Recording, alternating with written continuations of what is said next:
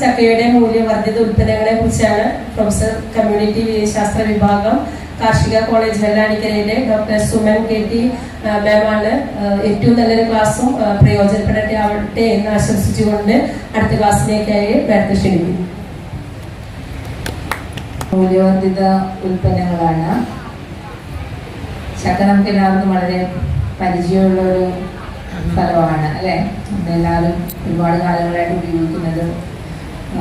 പക്ഷെ ഇന്നത്തെ സാഹചര്യത്തിൽ ചക്കയ്ക്ക് വളരെയേറെ പ്രാധാന്യം വന്നു. മുമ്പ് നമ്മുടെ നാട്ടിലെല്ലാം കൊഴിഞ്ഞു വീണ് വളരെ കുറച്ച് നമ്മുടെ വീട്ടാവശ്യങ്ങൾക്ക് ഉപയോഗിക്കുന്നു എന്നതിലുപരിയായിട്ട് ഇന്ന് ഒരു കമേഴ്ഷ്യൽ വാല്യൂ ഉണ്ട് ചക്കയ്ക്ക്. ചക്കയ്ക്ക് ഇന്ന് ഭയങ്കര ഡിമാൻഡാണ്. മാർക്കറ്റിൽ നല്ല ഡിമാൻഡുള്ള ഒരു വസ്തുവായിട്ട് ഈ ഫലം മാറിയിട്ടുണ്ട്. അപ്പം സമയം വളരെ ചുരുക്കമായതുകൊണ്ട് ഞാൻ നേരിട്ടങ്ങ് പ്രോസസ്സിങ് ആസ്പെക്ട്സിലേക്ക് കിടക്കുവാണ്. ചക്ക നമുക്ക് എല്ലാവർക്കും അറിയാം, വരിക്കച്ചക്ക, കൂഴച്ചക്ക അങ്ങനെ രണ്ട് വിഭാഗത്തിലാണ് നമ്മൾ ചക്ക പൊതുവായിട്ട് പറയാറുള്ളത്. വരിക്കച്ചക്കയ്ക്കാണ് കൂടുതൽ ഡിമാൻഡ്. അതിക്കുമെന്ന് നമുക്ക് തിരിച്ചറിവുണ്ടെങ്കിൽ നമുക്ക് ഏതൊരു പഴത്തിൻ്റെയും സൂക്ഷിപ്പുകാലം കൂട്ടാനായിട്ട് സാധിക്കും. എന്തുകൊണ്ടാണ് ഒരു പഴം കേടായി പോകുന്നത് പെട്ടെന്ന്? ആദ്യത്തെ കാരണം അതിനകത്ത് ജലാംശം കൂടുതലാണ്. അപ്പൊ എന്ത് സംഭവിക്കും? അതിൽ ഉപാപചയ പ്രവർത്തനങ്ങൾ കുറച്ച് വേഗത്തിൽ നടക്കും. രണ്ടാമത്, ജലാംശം കൂടുതലുള്ളത് കൊണ്ട് ഒരു പഴത്തിനെ സംബന്ധിച്ചിടത്തോളം അതിനെന്തെങ്കിലും നമ്മൾ ഹാർവെസ്റ്റ് ചെയ്യുന്ന സമയത്ത് മുറിവുകളും ചതവുകളൊക്കെ സംഭവിക്കുകയാണെങ്കിൽ നമുക്കറിയാം, ഇപ്പോൾ ഒരു ചക്ക നമ്മൾ വലിച്ച് നിലത്തിട്ട് കഴിഞ്ഞ് കഴിയുമ്പോൾ അവിടെ ചതവ് വരും. ആദ്യം കേടുവരുന്നത് എവിടെന്ന ആ ചതവ് വന്ന ഭാഗത്തു നിന്നാണ് അല്ലേ? അപ്പോൾ അങ്ങനെ ചതവൊക്കെ സംഭവിച്ചു കഴിയുമ്പോൾ ഇത് പഴുത്ത് തുടങ്ങുമ്പോഴേക്കും അവിടെ ഫംഗസ്, ബാക്ടീരിയ അങ്ങനെയുള്ള സാധനങ്ങൾ വളർന്നു പെരുകാനും അവിടെ നിന്ന് ചീച്ചിൽ ആരംഭിക്കുകയും ചെയ്യും അല്ലേ? മൂന്നാമത്, അതിനകത്ത് തന്നെ ഒരു പഴം നമ്മൾ പഴുത്ത് കിട്ടുന്നത് എന്തുകൊണ്ടാണ്? അതിനകത്ത് നടക്കുന്ന ഉപാപചയ പ്രവർത്തനങ്ങൾ. അതിനെന്താ ആവശ്യമുള്ളത്? എൻസൈംസ് ആവശ്യമാണ്. അപ്പൊ ഈ എൻസൈമിന്റെ ആക്ഷൻ കൊണ്ടും നമുക്ക് പഴങ്ങൾ ഉപയോഗശൂന്യമായിട്ട് തീരും. കാരണം എന്ന് വെച്ചാൽ ചക്ക പഴുത്തു, പിന്നെ ഇരുന്ന് പഴുത്ത് വരുമ്പോൾ അതൊരു ഉപയോഗിക്കാൻ പറ്റാത്ത ടേസ്റ്റിലേക്ക് എഴുതും. പക്ഷെ അതിനകത്ത് ചിലപ്പോൾ കേടുപാടുകളൊന്നും നമുക്ക് കാണാനായിട്ട് സാധിക്കില്ല.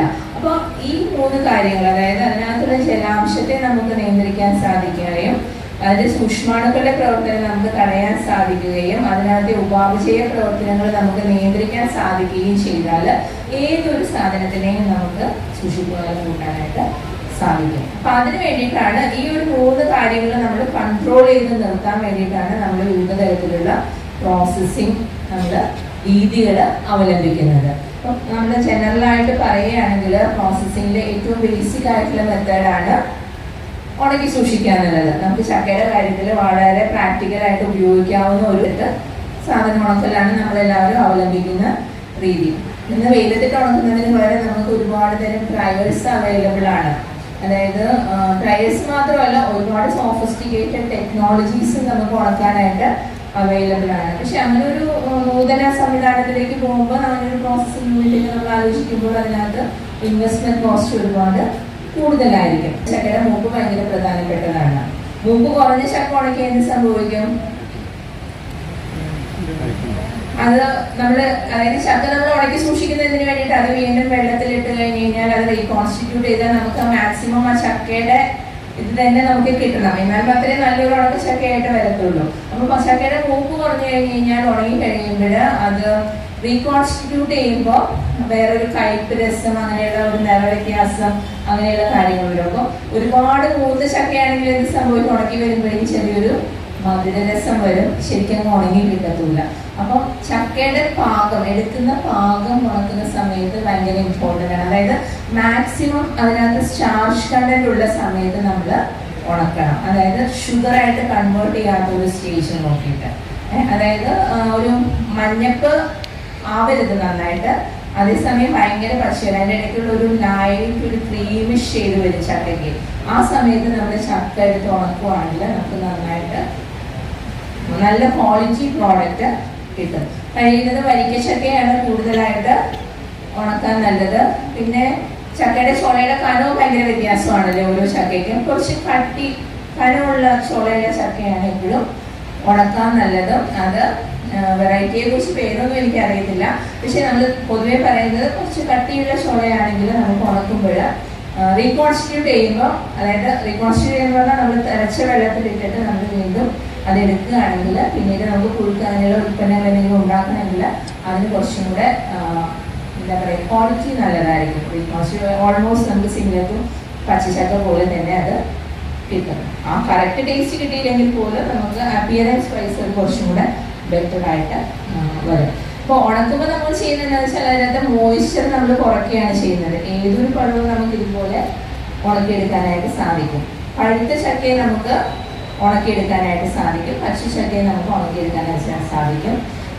ഇനി നമ്മൾ ഫ്രൂട്ട് ബാർ, അതും ഒരു ഉണങ്ങിയ പ്രോഡക്റ്റ് തന്നെയാണ്. അത് നമുക്ക് ഏറ്റവും നല്ലത് നമ്മുടെ കൂഴച്ചക്കയാണ്. കൂഴച്ചക്കയുടെ പഴുപ്പ് എടുത്തിട്ട് ഉണക്കിയിട്ടാണ് നമ്മൾ ഫ്രൂട്ട് ബാർ ഉണ്ടാക്കുന്നത്. അപ്പോൾ ഉണക്കുമ്പോൾ എന്താ സംഭവിക്കുന്നത്, അതിനകത്തുള്ള ജലാംശം നമ്മൾ നീക്കം ചെയ്യുകയാണ് ചെയ്യുന്നത്. അപ്പോൾ ഒരു നിശ്ചിത ജലാംശം ഉണ്ടെങ്കിൽ മാത്രമേ സൂക്ഷ്മാണുക്കൾക്ക് പ്രവർത്തിക്കാനായിട്ട് സാധിക്കുകയുള്ളൂ. ഇപ്പോൾ നമ്മൾ ഉണക്കി വെച്ച സാധനത്തിന്റെ പുറത്ത് സൂക്ഷ്മാണുക്കൾ ഉണ്ടായിരിക്കും, പക്ഷേ ആ ജലാംശത്തിൽ സൂക്ഷ്മാണുക്കൾക്ക് വളർന്നു വരികാനായിട്ട് സാധിക്കില്ല. അല്ലെങ്കിൽ പ്യൂരിഫൈഡ് വാട്ടർ എടുത്തിട്ടാണ് നമ്മളത് ചെയ്യേണ്ടത്. എന്നിട്ട് അതിനകത്ത് ഈ ആവി ഒളിച്ച സാധനം മൂക്കി വെച്ചതിന് ശേഷം നമ്മൾ ആ വെള്ളം വാർത്തെടുത്ത് നമ്മൾ ഉണക്കിയെടുക്കുകയാണ് ചെയ്യുന്നത്.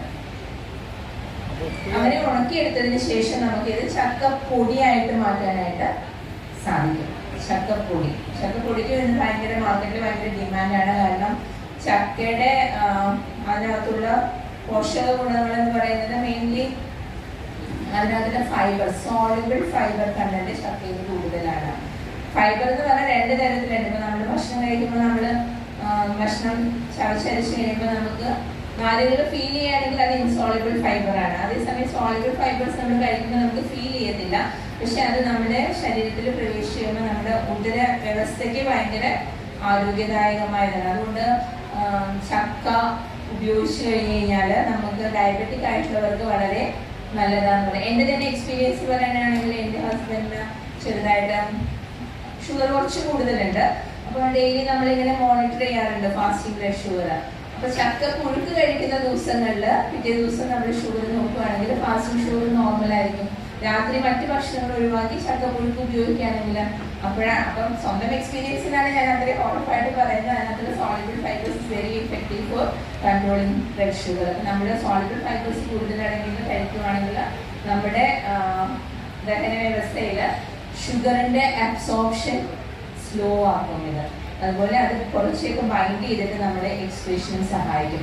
അതായത് സോളിബിൾ ഫൈബേഴ്സ് കൂടുതൽ അടങ്ങിയിട്ടുള്ള സാധനങ്ങൾ കഴിക്കുന്നത്. ചക്കയിൽ സോളിബിൾ ഫൈബേഴ്സിന്റെ നല്ലൊരു സോഴ്സ് ആയതുകൊണ്ട് ഇങ്ങനെ ഒരു ഇഫക്റ്റും കൂടെ അതിനുണ്ട്.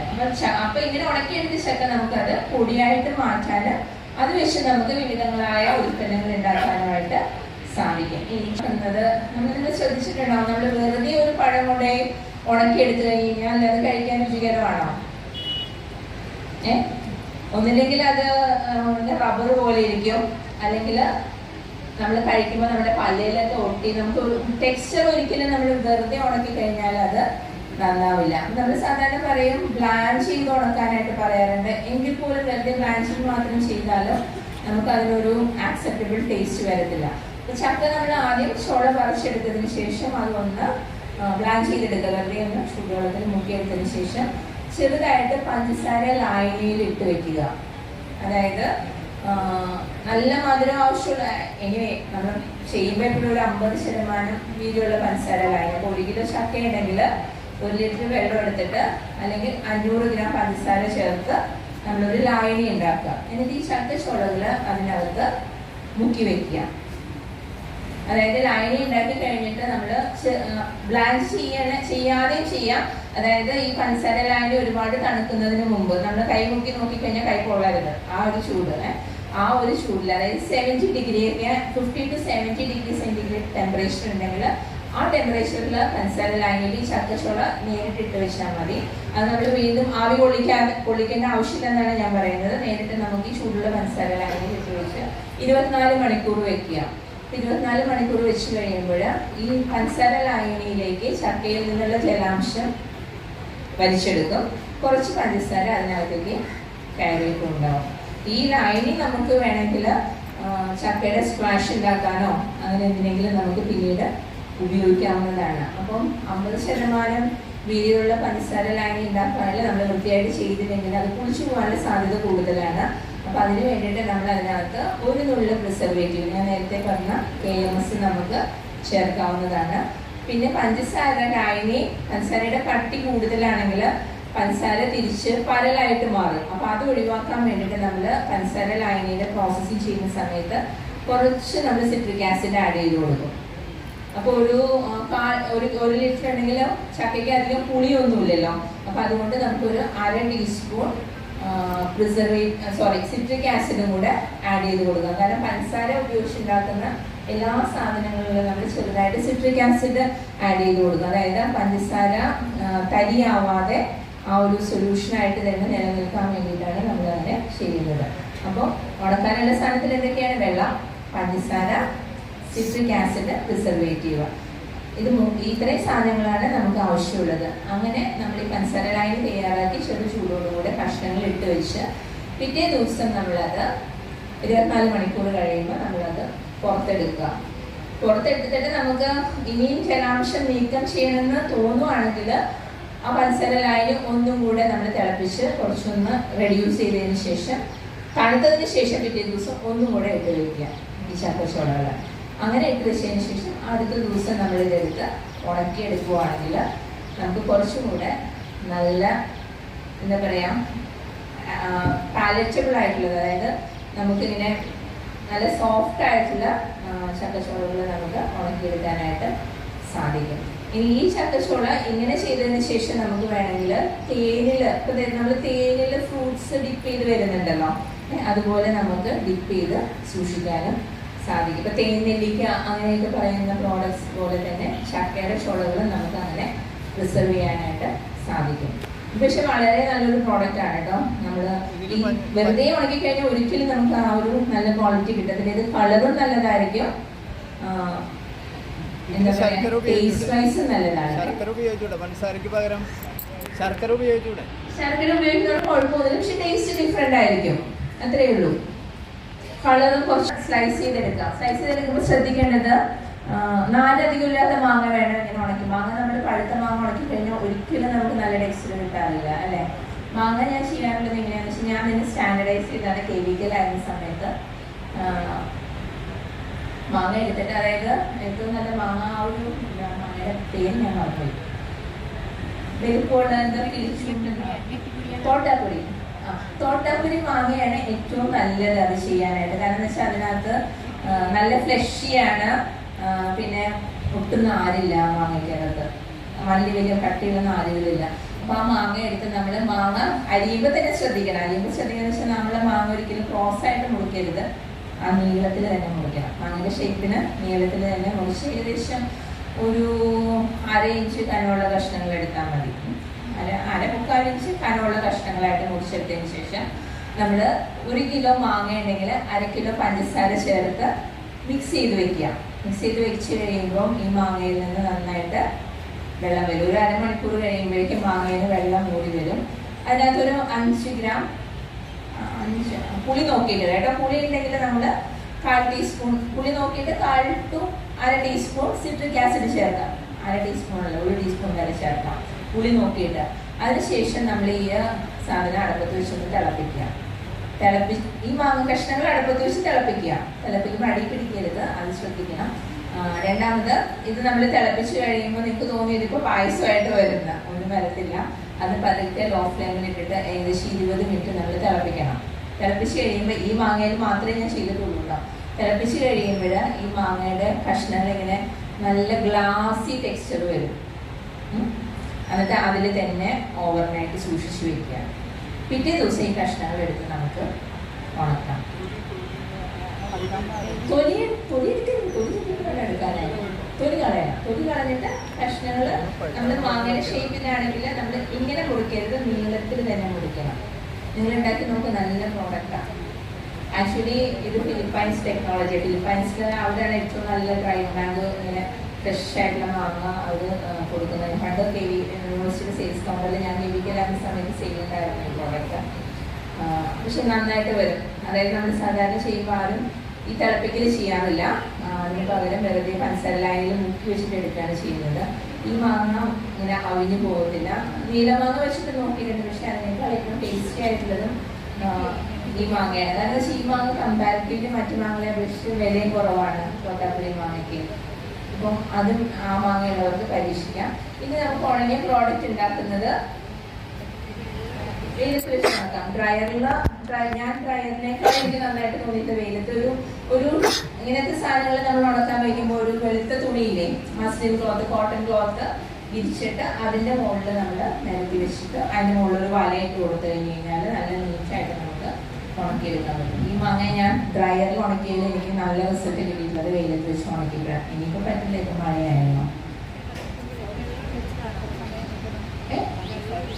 പഞ്ചസാര 1 കിലോ മാങ്ങ കഷ്ണത്തിന് 1/2 കിലോ പഞ്ചസാര, കാലത്ത് 1 ടീസ്പൂൺ, പുളി അനുസരിച്ച് കേട്ടോ, സിട്രിക് ആസിഡ് ചേർക്കുക. അരമണിക്കൂർ വെച്ചതിന് ശേഷം 20 മിനിറ്റ് തിളപ്പിക്കുക അടുപ്പത്ത് വെച്ചിട്ട്. എന്നിട്ട് ആ തിളപ്പിച്ച മാങ്ങ ആ പാത്രത്തിൽ തന്നെ ചൂടാറി കഴിയുമ്പോൾ ഓവർനൈറ്റ് അടച്ചു വയ്ക്കുക. പിറ്റേ ദിവസം നമുക്ക് ആ കഷ്ണങ്ങൾ എടുക്കാം. വെള്ളമൊന്നും ഒഴിക്കണ്ട, ഈ മാങ്ങയിൽ നിന്ന് വരുന്ന വെള്ളം തന്നെ ധാരാളം മതി. ഇനി ആ ബാക്കി പഞ്ചസാര ലൈനി വരുമല്ലോ, അതിനകത്ത് നമ്മള് മാങ്ങ നമ്മളിപ്പോൾ കുറച്ച് കൂടുതൽ മാങ്ങയുണ്ടെങ്കിൽ, ഞാൻ എപ്പോഴും മാക്സിമം ഒരു പ്രോഡക്റ്റ് ഉണ്ടാക്കുമ്പോൾ അത് മാക്സിമം യൂട്ടിലൈസേഷനിലേക്ക് പോകണമല്ലോ. സാധാരണ ഞാൻ പ്രോസസ്സ് ചെയ്യുമ്പോൾ അതിൻ്റെ തൊലി വൈൻ ഉണ്ടാക്കും. മാങ്ങ നല്ല കഷ്ണങ്ങൾ മുഴുവനും ഇതുപോലെ ഉണക്കിയെടുക്കും. അത് കഴിഞ്ഞ് പിന്നെ കുറേ ബിഗ് പീസസ് വരില്ലേ, അതെല്ലാം പൾപ്പ് ചെയ്യും. പൾപ്പ് ചെയ്തിട്ട് ഈ പഞ്ചസാര ലൈന് ബാക്കി വരുന്നുണ്ടല്ലോ ഇതിനകത്തുനിന്ന്, അതിനകത്ത് മിക്സ് ചെയ്തിട്ട് അത് ബാറാക്കി മാറ്റും. അതായത് മാമ്പഴത്തേന എന്ന് പറയുന്നില്ലേ, അപ്പൊ ഈ പഞ്ചസാര ലൈന് ബാക്കി വരുന്നത് നമുക്ക് മാമ്പഴത്തേന ഉണ്ടാക്കാനായിട്ട് ഉപയോഗിക്കാം. അപ്പൊ 3 പ്രോഡക്റ്റ് വരുമ്പോൾ നമുക്ക് ശരിക്കും പറഞ്ഞു കഴിഞ്ഞാൽ തൊലി വെച്ചിട്ട് നമുക്ക് വൈനിപ്പ് ഉണ്ടാക്കാൻ അനുവാദമില്ലാത്തതുകൊണ്ടാണല്ലോ ശരിക്കും എല്ലാ ഫ്രൂട്ട്സിൻ്റെയും തൊലി നമുക്ക് വൈൻ പ്രൊഡക്ഷന് യൂസ് ചെയ്യാവുന്നതാണ്. കാരണം മാങ്ങ നമ്മൾ തൊലി കിട്ടിയാലും കുറേ മാങ്ങയുടെ പൾപ്പ് ഉണ്ടായിരിക്കുമല്ലോ, അപ്പോൾ അതിൽ നല്ലൊരു ഫ്ലേവറും കിട്ടും, നല്ല ഫെർമെൻറ്റഡ് ഡ്രിങ്ക് ഉണ്ടാക്കാനായിട്ട് സാധിക്കും. പക്ഷെ അത് നമുക്ക് അനുവാദമില്ലാത്തതുകൊണ്ടാണ്. പക്ഷെ നമ്മൾ ശരിക്കും ആ തൊലി വൈൻ പ്രൊഡക്ഷന് യൂസ് ചെയ്യുകയാണെങ്കിൽ നമുക്ക് അതിൻ്റെ എന്താ പറയുക ഇൻഗ്രീഡിയൻറ്റ് കോസ്റ്റ് ഉണ്ടല്ലോ, റോ മെറ്റീരിയൽ കോസ്റ്റ് ശരിക്കും വൈൻ സെയിലിൽ കൂടെ തന്നെ ഉണ്ടാക്കാനായിട്ട് സാധിക്കും. പക്ഷെ അത് നമുക്ക് പറ്റാത്തതുകൊണ്ടുള്ള പ്രശ്നമാണ്. ലൈസൻസ് അങ്ങനെയുള്ള കാര്യങ്ങൾ നമുക്ക് ആവശ്യമാണല്ലോ. മൂവാണ്ടമാങ്ങ നോക്കിയിട്ടില്ല. മൂവാണ്ടമാങ്ങ വെച്ച് നമുക്ക് നാലും കൂടുതലാണല്ലോ, അപ്പം അതുകൊണ്ട് അത്ര നന്നായിട്ട് വരും. ചക്ക പോയി മാങ്ങയായിട്ടോ ക്ലാസ്, കാരണം ഇത് ആർക്കും അറിയില്ല, അതുകൊണ്ട് ഞാൻ പറഞ്ഞതാണ്. നിങ്ങൾക്ക് ഉപകാരപ്പെടും, കാരണം വീട്ടിലുണ്ടാവും എല്ലാവർക്കും മാങ്ങയുള്ള സാധനങ്ങളാണ്. പിന്നെ മൂവാണ്ടമാങ്ങ ചെയ്ത് കഴിഞ്ഞ് പൾപ്പെടുത്തിട്ട് ഉണക്കിയാൽ മതി, ബാറാക്കിയാൽ മതി. ബാർ ഉണ്ടാക്കാനായിട്ട് നമ്മൾ ചെയ്യുന്നത് അടുത്ത പ്രോഡക്റ്റ് എന്താണ്, പച്ചച്ചക്ക, പഴുത്ത ചക്ക ഉണക്കുക, ഫ്രൂട്ട് ആസിഡ് ഉണക്കാൻ പറ്റും. പിന്നെ പൾപ്പ് ചെയ്തിട്ട് നമുക്ക് പൾപ്പ് ഉണക്കിയെടുക്കാം. ചക്ക പൾപ്പ് ഉണക്കിയെടുക്കാൻ ഏറ്റവും നല്ലത് കൂഴച്ചക്കയാണ്. കൂഴച്ചക്ക പൾപ്പ് എങ്ങനെ എടുക്കും? വെറുതെ നമ്മൾ പഴുത്ത ചക്ക ഒരു എന്താ പറയുക ഒരു കെയിൻ ബാസ്ക്കറ്റ്, ഒരു മുളയുടെ കൊട്ടയിലിട്ടിട്ട് അടിയിലൊരു പാത്രം വെച്ചിട്ട് ജസ്റ്റ് ഒന്ന് തേച്ചാൽ മതി. നല്ല പൾപ്പ് കൊടുത്തിട്ട് എന്നിട്ട് അതെടുത്തതിന് ശേഷം ഒരു പ്ലാസ്റ്റിക് നെറ്റിലൂടെ ഇട്ടിട്ട് അരിച്ചെടുക്കുക. അപ്പോൾ നല്ല ക്ലിയർ പൾപ്പ് കിട്ടും. അങ്ങനെ ഈ പൾപ്പ് എടുത്തിട്ട് അതിനകത്ത് നമ്മൾ ഭയങ്കര വാട്ടറി ആണെങ്കിൽ നമുക്ക് അടുപ്പത്ത് വെച്ച് 1 കിലോ പൾപ്പ് ഉണ്ടെങ്കിൽ ഏകദേശം ഒരു 100 ഗ്രാം പഞ്ചസാര, ശർക്കരയും വേണമെങ്കിൽ ചേർക്കാം. 100 ഗ്രാം മതി. കാരണം വെച്ചാൽ ഇത് ഉണക്കുകയാണല്ലോ ചെയ്യുന്നത്. അപ്പോൾ അതിനകത്തുള്ള വെള്ളം പോയി കഴിയുമ്പോൾ അതിനകത്തുള്ള മധുരം തന്നെ കോൺസെൻട്രേറ്റഡ് ആയിട്ട് കിട്ടും. അങ്ങനെ നമ്മൾ 100 ഗ്രാം പഞ്ചസാര, ഈ പുളിരസം നോക്കുക, വേണമെന്നുണ്ടെങ്കിൽ കുറച്ച് സിട്രിക് ആസിഡ്. ഇതൊക്കെ ശരിക്കും പറഞ്ഞു കഴിഞ്ഞാൽ ഈ സിട്രിക് ആസിഡ് ചേർക്കുന്നത് നല്ലതാണ്. കാരണം എന്ന് വെച്ചാൽ ഇരിക്കുമ്പോൾ കുറച്ചും കൂടി ഷെൽഫ് ലൈഫ് കൂടും. കാരണം നമ്മളെല്ലാം പഴ ഉൽപ്പന്നങ്ങൾ കഴിക്കുമ്പോൾ നിങ്ങൾ ശ്രദ്ധിച്ചിട്ടുണ്ടാവും, ജാമായാലും സ്ക്വാഷ് ആയാലും എല്ലാത്തിനും പുളിരസം മുന്നിലാണല്ലേ. എന്തുകൊണ്ട് പുളിരസം മുന്നിലാക്കി നിർത്തുന്നത്? അച്ചാറ് എല്ലാം പുളിരസം മുന്നിലാണ്. എന്തിനാ പുളിരസം മുന്നിലാക്കി നിർത്തുന്നത്? അതായത് പുളിരസം ഒരു നിശ്ചിത അളവിന് മുകളിലാണെങ്കിൽ അതിനകത്ത് സൂക്ഷ്മാണുക്കൾക്ക് വളരാൻ സാധിക്കത്തില്ല. അപ്പൊ നിങ്ങൾക്കറിയാലോ, പാല് പെട്ടെന്ന് പിരിഞ്ഞു പോകും അല്ലെ, പക്ഷെ തൈര് കേടാവാതിരിക്കും. എന്തുകൊണ്ടാ? പാല് അസിഡിക് അല്ല, പക്ഷെ തൈര് അസിഡിക് ആണ്. അപ്പൊ അതിനകത്ത് സൂക്ഷ്മാണുക്കൾ വളർന്നു വരില്ല. അപ്പൊ അതേ പ്രിൻസിപ്പിൾ തന്നെയാണ്. അതായത് ഞാൻ ആദ്യമേ പറഞ്ഞു, നമുക്കുള്ള പ്രശ്നങ്ങൾ എന്താ?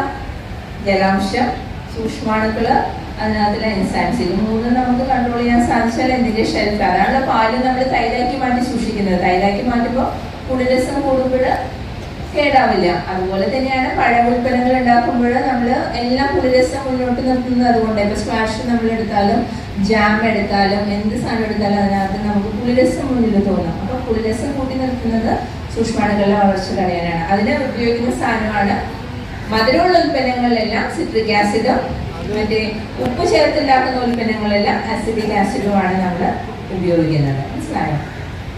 അപ്പോൾ ഈ പൾപ്പ് എടുത്തതിന് ശേഷം അതിനകത്ത് കുറച്ച് പഞ്ചസാര, ആവശ്യത്തിന് മധുരം ചേർത്ത്, മധുരം ചേർത്തില്ലെങ്കിലും കുഴപ്പമൊന്നുമില്ല.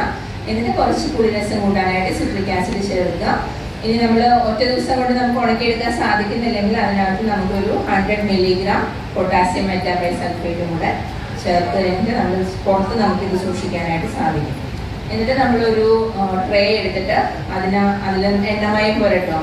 മിക്കവാറും നല്ലെണ്ണ പരത്തുന്നതാണ് നല്ലത്. കാരണം ബാക്കി എന്തെണ്ണ പുരട്ടിയാലും ആഫ്റ്റർ ടേസ്റ്റ് വരും ഈ ഉണങ്ങിയ സാധനം. നല്ലെണ്ണ പരത്തുമ്പോൾ അത്ര പ്രശ്നം തോന്നിയിട്ടില്ല. അല്ലെങ്കിൽ പിന്നെ ഫുഡ് ഗ്രേഡ് ഗ്ലിസറിനാണ് നമ്മൾ ഉണങ്ങുന്ന സാധനത്തിൽ കമേഴ്ഷ്യൽ ലെവലിൽ ചെയ്യുമ്പോൾ അപ്ലൈ ചെയ്യാനായിട്ട് യൂസ് ചെയ്യുന്നത്. ഫുഡ് ഗ്രേഡ് ഗ്ലിസറിനാണ് യൂസ് ചെയ്യുന്നത്. അങ്ങനെ അത് പുരട്ടിയതിന് ശേഷം കനം കുറച്ചിട്ട് ഈ ഒരു ലെയർ ഈ പൾപ്പ് നമ്മൾ പ്രിപ്പയർ ചെയ്ത് വെച്ചിട്ടുണ്ടല്ലോ അത് പരത്തി കൊടുക്കുക. എന്നിട്ട് അതൊന്ന് വലിഞ്ഞു കഴിയുമ്പോൾ രണ്ടാമത്തെ ലെയർ പരത്തുക. അങ്ങനെ നമുക്കൊരു 5-6 ലെയർ വരെ ഒരു ട്രെയിൽ നമുക്ക് പരത്തി ഉണക്കിയെടുക്കാനായിട്ട് സാധിക്കും. അങ്ങനെ ചക്ക ബാർ നമുക്ക് ഉണ്ടാക്കിയെടുക്കാം. അത് വരിക്കച്ചക്കയേക്കാൾ ടേസ്റ്റ് കൂഴച്ചക്കയാണ്. ഇനി നമുക്ക് ഭയങ്കരമായി ഓട്ടക്കണ്ണിൽ തോന്നുവാണെങ്കിൽ നമ്മൾ ഒന്ന് കുറുക്കിയെടുക്കാം ഈ സാധനം. ടേസ്റ്റ് വ്യത്യാസമാണ് കേട്ടോ കുറുക്കിയിട്ട് ഫ്രഷ് ആയിട്ട് ചെയ്യുമ്പോൾ. കുറുക്കിയെടുക്കുമ്പോൾ നമുക്ക് വേണമെങ്കിൽ കുറച്ച് അരിപ്പൊടി ചേർക്കാം. അപ്പോൾ പെട്ടെന്ന് നമുക്കത് കുറുകി കിട്ടും. ഉണക്കിയെടുക്കുമ്പോൾ പക്ഷേ ടേസ്റ്റ് വേറെ ആയിരിക്കും, ടേസ്റ്റ് വ്യത്യാസം വരും. ഫ്രഷ് ആയിട്ട് ഉണക്കണമെന്ന് നമ്മളിങ്ങനെ ഇൻഗ്രീഡിയൻസ് ചേർത്ത് ചെയ്യുമ്പോഴും ഇത് ഈ സെയിം സാധനം തന്നെ വാങ്ങിയാലും ചെയ്യാം നമുക്ക്.